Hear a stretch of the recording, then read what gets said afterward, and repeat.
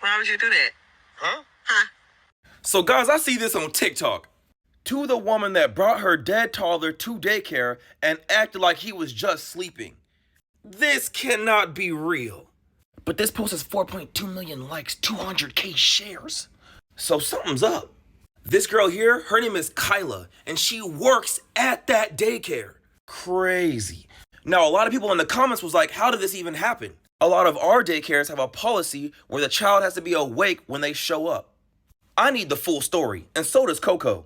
And shit, all of us on Facebook and YouTube. Yo, and YouTube, we're YouTubers now, bro. We're at 200k. Well, 196k. But yeah, guys, Kyla updated us with the full story.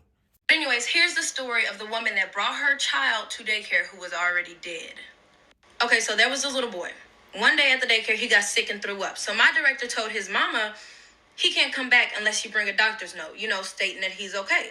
So a few days go by, and it was made clear among the staff, don't let him come back because his mama didn't come up with a doctor's note.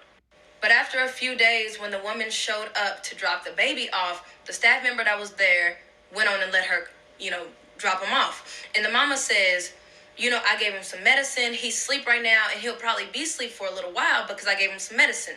And I was like, oh, okay. But then she's like, can I lay him down because he's asleep? And she was like, sure. So she goes and she lays the baby down.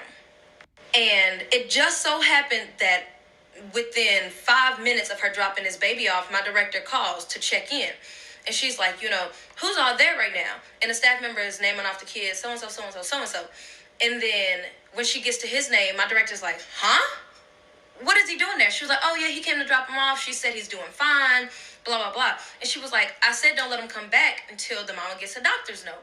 And so my director says, go and check him, And when she goes over there, she's like, he's not moving. So my director's like, turn him over. When she turns him over, he was already gone.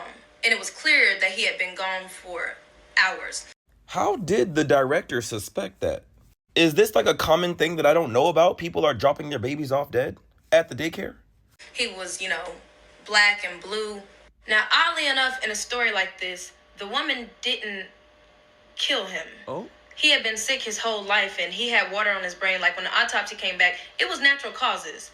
She had a history of mental illness, and when she found him passed away, she just freaked out and still brought him in. So she didn't go to jail or anything like that. He passed of natural causes, and she just did the weirdest, craziest, most irrational thing that you could do. But that's the story, y'all. That is crazy. I would think that there would be some kind of crime for dropping off a dead baby in a daycare, but I don't know what kind of crime would that be. She had to have been like in shock. I don't know what would make her bring it to the daycare. She probably couldn't process the fact that he had passed away. That's heartbreaking. 187,000. God. It sounds like she's in traumatic shock. She must have dissociated, and her prefrontal cortex told her to just follow her normal routine. Oh, she was in denial. That was her child. I know for a fact there's a person here that lost a child before, and I really cannot relate. I'm sorry. This is probably why the awake policy is there in the first place. I went online to see if there was any news article talking about this situation so I can get more details. And there's not one, just a few people that saw the video on TikTok, but there's not an actual official post about what happened. So this is all we got, y'all. As I always say, what do you think about this?